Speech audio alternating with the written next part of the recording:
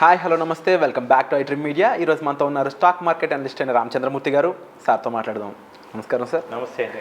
Sir, sector ఫండ్స్లో ముఖ్యంగా ఒక 2-3 టైప్స్ మీద జనాలకి చాలా డౌట్స్ ఉన్నాయన్నమాట.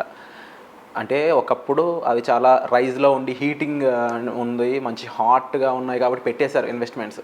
బట్ ఇప్పుడు వాటి సిచ్యువేషన్ తెలియక చాలా ఇబ్బంది పడుతూ ఉన్నారు, ఉంచాలా తెయ్యాలా తెలియక కన్ఫ్యూషన్లో ఉన్నారు.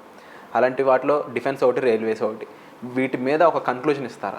డెఫినెట్గా అండి. ఎందుకంటే చాలామంది నాకు కూడా ఫోన్ చేస్తున్నారు. నేను కూడా ఒకసారి చెప్పాను, ఈ స్టాక్స్ మన డౌన్లో కూడా ఇంకా డౌన్ అయినాయి. వీటన్నిటి గురించి అసలు ఏం జరుగుతుంది ఏంటని నేను మొన్న అంతా కూడా వాటి ఫండమెంటల్స్ చూసుకున్నాక క్లారిటీ వచ్చింది అనమాట. అందుకే ఈ వీడియో క్లియర్గా చేస్తున్నాను. మార్కెట్స్ డౌన్తో పాటు ఏమైందంటే సెక్టర్స్ ఎక్కువ డిఫెన్స్ సెక్టర్ కానీ రైల్వే కానీ ఓవర్ వాల్యుయేషన్ అయిపోయింది, బాగా హై వాల్యుయేషన్ అయిపోయింది, హై క్రియేట్ అయిపోయింది.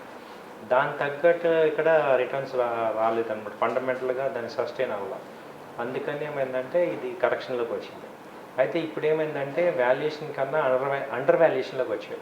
అయితే ఇప్పుడు రీసెంట్ రిజల్ట్స్ చూసుకుంటే ఒక్కొక్క కంపెనీ కూడా చాలా బాగుంది. టెక్స్మో రైల్ కానీ, తర్వాత రైల్ మెయిన్ తీసుకుంటే ఆర్వీఎన్ఎల్, ఐఆర్సిటీసీ ఇవన్నీ కూడా మంచి ప్రాఫిట్స్కి వస్తున్నాయి. అలాగే డిఫెన్స్ సెక్టర్ తీసుకుంటే క్వశ్చన్ బాగా 50% ఫాల్ అయింది. అలాగే ఫాల్ అయింది. అలాగే ఈ బీడిఎల్, బిహెచ్ఈఎల్, బిఈఎంఎల్ ఇవన్నీ కూడా బాగా కరెక్షన్ అయ్యి నిలబడుతున్నాయి. అయితే వీటి కంపెనీ యొక్క ఫండమెంటల్స్ చూసుకుంటే అన్ని ప్రాఫిట్లో ఉన్నాయి. కాబట్టి ఈ రేషియో తగ్గింది కాబట్టి ఎక్కువ మంది ఇన్వెస్టర్స్ వస్తారు. అయితే ఇప్పుడు ఏమైందంటే గ్లోబల్ సెల్ ఆఫ్ అయిపోయింది కాబట్టి ఈవెన్ ఎఫ్ఐఎస్, డిఐఎస్ అందరూ కూడా 80,000 crores సెల్లింగ్ చేశారు. కాబట్టి ఇప్పుడు ఈ defence stock fall normal market ఫాల్తో పాటు ఈక్వల్ అయిపోయింది. మొన్నటిదాకా ఇది ఒక్కటే ఫాల్ అయింది. ఇప్పుడు ఏమైందంటే అన్ని కంపెనీస్తో పాటు ఇది కూడా నార్మల్ వచ్చేసింది. ఒక 10% ఇది ఇంకా ఉంది. అయితే ఫండమెంటల్గా అక్కడ ఏం జరుగుతుందో చూస్తే సేమ్ ఈ బడ్జెట్లో కూడా డిఫెన్స్కి అంతే అమౌంట్ కేటాయించారు. అలాగే డిఫెన్స్లో ఇంకోటి ఏంటంటే ఇంతవరకు లేదే మనం ఇండిజీనియస్గా మనం ఆర్మ్స్ని ఎక్స్పోర్ట్ చేస్తున్నాం. ఇవన్నీ కూడా మనం అక్కడ డిఫెన్స్ ఎక్స్పోర్ట్ చేస్తున్నాం. అలాగే ఈ డిఫెన్స్లో కొంత వచ్చి స్పేస్లో కూడా శాటిలైట్స్ కూడా కొన్ని రా మెటీరియల్స్ వాడుతున్నారు. సో దానివల్ల వాళ్ళు ఇన్కమ్ జనరేట్ చేయగలుగుతున్నారు. కాబట్టి మనం కంగారు పడాల్సింది ఏం లేదు. ఇది డిఫెన్స్కి సంబంధించి. అలాగే రైలు తీసుకుంటే మనకి ఇప్పుడు వందే మాతర రైల్లో స్లీపర్స్ పెడుతున్నారు. అలాగే బుల్లెట్ ట్రైన్స్ మళ్ళీ డౌన్ ఇంకా పెంచుతున్నారు. కాబట్టి ఈ రైల్వే కూడా అంతకు ముందులాగా కాకుండా మంచి మోడల్ రైల్స్ వస్తున్నాయి. కోచెస్ మంచి డెవలప్మెంట్ కోచెస్ కూడా వస్తున్నాయి. కాబట్టి రైల్ గ్రోత్ కూడా చాలా ఫాస్ట్గా ఉంది. సో ఈ రెండు కూడా గ్రోయింగ్ సెక్టర్సే. కాబట్టి మనము చేసిన పాయింట్ ఏంటంటే ఈ ఓవర్ హైలో కొన్నాము, ఇంకా వెళ్తుందని కొన్నాం. కానీ ఇప్పుడు ఏంటంటే రీఇన్వెస్ట్మెంట్కి ఇది మంచి కేటగిరీ తీసుకుంటే 1 year హారిజన్లో తీసుకుంటే మళ్ళీ మన రేట్లన్నీ కూడా వస్తాయి. కాబట్టి కంగారు పడి కూడా అమ్మేసి లాస్ బుక్ చేసుకునే కన్నా రీఇన్వెస్ట్మెంట్ రైట్గా చూసుకొని మంచి కంపెనీస్ అన్నింటిలో మళ్ళీ రీఇన్వెస్ట్ చేసుకొని మీరు చేసుకోవచ్చు. ఇది ఒక టైపు సొల్యూషన్. అంటే మనం ఫస్ట్ చేయాల్సింది ఏంటంటే దీని గురించి పెద్దగా కంగారు అవసరం. ఎందుకంటే ఈ కంపెనీలు ఆల్రెడీ నా 40-50 years నుంచి ఉన్నాయి, మంచి వాల్యూ ఉన్నాయి. అయితే ఇంతకు ముందు ఏంటంటే ఈ గవర్నమెంట్ కంపెనీల మీద ఎక్కువ ఫోకస్ లేదు. ఓకే, వాళ్ళకి కూడా సెల్ఫ్ ఆపరేటింగ్ ఉండదు.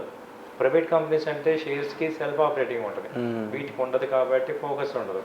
ఇవి ఇప్పుడే లైమ్ లైట్లోకి వచ్చాయి కాబట్టి ఇంకా మూమెంట్ ఉంటుంది.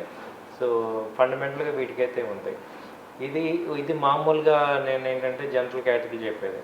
ఇప్పుడు సపోజ్ మీరే ఉన్నారు, మీరు ఒక కంపెనీ రైల్వే స్టాక్లో ఇరుక్కున్నారు. ఇప్పుడు మరి ఎడిషనల్గా పెట్టే స్తోమత లేదు. ఓకే, అలాంటప్పుడు ఏం చేయాలి? ఎడిషనల్గా మీరు పెట్టలేరు, అది ఎక్కడో హై రేట్లో కొన్నారు. ఇప్పుడు ఏ హాల్ కానీ తీసుకుంటే 5,200, మాస్డాక్ తీసుకుంటే 5,300, కొన్నది 4,000 ఉంది. ఏం చేయాలి? కొచ్చిన్ తీసుకున్నారు, అదేమో 3,000 నుంచి ఇప్పుడు 1,500 అలా వచ్చింది. ఇలాంటి సిచ్యువేషన్ ఏం చేయాలి అంటే దీనికి నేను చెప్పే ప్రాక్టికల్ సొల్యూషన్ ఏంటంటే మీరు సెల్ఫ్ షేర్ రొటేషన్ అనేది అలవాటు చేసుకోండి. అంటే ఇప్పుడు షేర్స్ ఇప్పుడు స్లోగా వెళ్తాయి కాబట్టి ఎవ్రీ రైజ్లో డైలీ కానీ వీక్లీలో కానీ టెక్నికల్గా కొంత ఆ కంపెనీని అబ్జర్వ్ చేసుకొని మీ షేర్స్లో సపోజ్ నా దగ్గర 100 షేర్స్ ఉన్నాయి, డైలీ హై రేంజ్ రాగానే 30 షేర్లు అమ్మేసేయండి, మళ్ళీ కింద కొనుక్కోండి. ఇప్పుడు మీరు ఫస్ట్ ఒరిజినల్గా కొన్న రేట్ని ఒక డైరీలో రాసుకోండి, అది మీ ఒరిజినల్ రేటు. ఇది నేను ప్రాక్టికల్గా చేశాను అనమాట. ఎవరైతే ఇది అందరికీ అప్లై అయ్యే జనరల్ రూల్, కామన్ పర్సన్ మనం ఏం చేయాలంటే, ఇప్పుడు మనం రాంగ్ జరుగుతూ ఉంటాయి, ఏదో ఒక కంపెనీలో ఇరుక్కుంటాం. అది రైల్వే అవ్వచ్చు, డిఫెన్స్ అవ్వచ్చు, లేకపోతే ఇప్పుడు ఇండస్ఇండ్ బ్యాంక్ ఉంది, మనకు తెలియదు 20% ఫాల్ అయింది. సో ఆ న్యూస్ వచ్చేదాకా ఎఫెక్ట్ ఉంటుంది కాబట్టి ఇప్పుడు అందులో ఇరుక్కున్న వాళ్ళు ఏం చేయాలి, ఒక రకంగా దానిలో తెలియకుండా డిగ్ అయిపోయాం. వాళ్ళందరికీ నేను ఇచ్చే సొల్యూషన్ ఏంటంటే self rotation of same stock. ఇక అదే స్టాక్లో మీరు ఏం చేయాలంటే డైలీ దాని యొక్క రెసిస్టెన్స్, సపోర్టు, పివట్ పాయింట్స్ అనేది మీరు నెట్లో కొడితే వచ్చేస్తుంది. పివట్ పాయింట్ R1 R2 దగ్గర మీరు 30 షేర్స్ అమ్మేయండి. S1 సపోర్ట్ దగ్గర బై చేయండి, ఇంట్రాడే లిమిట్ తీసుకొని. మీరు కనుక ప్రాఫిట్ వచ్చింది ఆ రోజు, ఇప్పుడు స్టాప్ లాస్ పెట్టుకోండి, ఒక 1000 రూపాయలు స్టాప్ లాస్, ఒక 1000 రూపాయలు టార్గెట్. 1000 రూపాయలు ప్రాఫిట్ వస్తే మీరు అది తీసుకోకండి, మళ్ళీ అదే షేర్ కొనండి. ఓకే, మళ్ళీ అదే రోజు ఇప్పుడు 1000 రూపాయలు వచ్చాయి, 500 రూపాయలు 2 షేర్లు కొనుక్కోండి. మళ్ళీ రేపొద్దున మీరు మళ్ళీ అదే పని చేయండి. లాస్ వస్తే వదిలేయండి, ప్రాఫిట్ వస్తే మళ్ళీ షేర్లు కొనండి. ఎందుకంటే ఈ లాస్ ఇది గ్రో అవుతుంది కాబట్టి మీరు ఒక 10-15 రోజులు అయ్యేపాటికి ఎలా తయారవ్వాలంటే మీరు 70% సక్సెస్ రేట్ వచ్చేటట్టు మీరు ప్రాక్టీస్ చేయండి. ఒకటే కంపెనీ కాబట్టి 1-2 మనం ఉంటాం కాబట్టి సెల్ఫ్ షేర్ రొటేషన్ అనేది మీకు ఆ షేర్ని మళ్ళీ కొనడం ద్వారా మీకు యావరేజ్ రేట్ తగ్గిపోయి మీరు ఆ షేర్ ఆ రేట్ రాకుండానే మీరు వచ్చేస్తుంది అనమాట. సో ఇదొక్కటి మనం కష్టపడితే ఇక షేర్ మార్కెట్లో రాంగ్ని కూడా రైట్ చేసే కెపాసిటీ మీకు వస్తుంది. ఇది మీ అందరికీ నేను చేశాను కాబట్టి, నేను చేసి దాని నుంచి బయటపడ్డాను కాబట్టి మీకు కూడా అదే సలహా ఇస్తున్నా.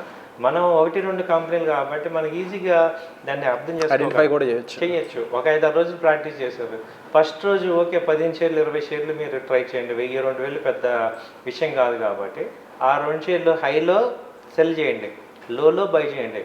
స్టాప్ లాస్ పెట్టుకుంటాం, 1000 రూపాయలు రిస్క్, 1000 రూపాయలు రివార్డ్. అయితే 1000 రూపాయలు వస్తే వదిలేయకూడదు, మళ్ళీ అదే షేర్ కొనాలి. ఓకే, ఆ షేర్ కొనటం వల్ల మీకు యావరేజ్ కాస్టింగ్ తగ్గుతుంది. బాస్ ఇది ఎవరీ వన్ కెన్ ట్రేడ్ అని స్టార్ట్ చేయొచ్చు అనుకుంటా సార్. డెఫినెట్గా చేసుకోవచ్చు సార్. ఇది ఈక్విటీ మార్కెట్లో అదొక అడ్వాంటేజ్ ఉంది. ఇంట్రాడే స్టాక్ కనుక అలా రొటేట్ చేసుకుంటే మంచి ప్రాఫిట్స్ వస్తాయి. Wonderful sir. సో తప్పకుండా ఈ స్ట్రాటజీస్ని మాతో షేర్ చేసుకున్నందుకు కూడా thank you so much sir. So తప్పకుండా ఇలాంటి స్ట్రాటజీసే కాదు, మీలో స్టాక్ మార్కెట్లో ఇన్వెస్ట్ చేయాలనే ఆశ, అలాగే ఇంట్రెస్ట్ ఎక్కువ అయిపోయి మీకు స్టాక్ మార్కెట్ ద్వారా లాభాలు తీసుకోవడం ఎలాగా, దీనికి సంబంధించిన ఇన్ఫర్మేషన్ కావాలి, ఇది నేర్చుకోవాలి అని అనుకుంటే మీరు రైట్ పర్సన్ యొక్క అడ్వైజ్ అనేది తీసుకోవడం చాలా అవసరం. సో ఆ రైట్ పర్సన్ మన రామచంద్రమూర్తి గారే. సో ఆయన నెంబర్కి కాల్ చేయడం ద్వారా మీరు ఆయనతో పర్సనల్ అపాయింట్మెంట్స్ అనేవి బుక్ చేసుకొని ప్రాపర్గా ఒక రైట్ స్ట్రాటజీస్ అనేవి మీరు తెలుసుకోవచ్చు అనమాట. అండ్ ముఖ్యంగా స్టాక్ మార్కెట్ అని కాదు, ఏదైనా తెలియని విషయంలో ఒక రైట్ ప్రొఫెషనల్ యొక్క గైడెన్స్ అనేది చాలా అవసరం. అండ్ ఇందులో మాత్రం తప్పకుండా మీరు రైట్ గైడెన్స్ కావాలనుకుంటే వెంటనే కాల్ చేయండి. Thank you so much.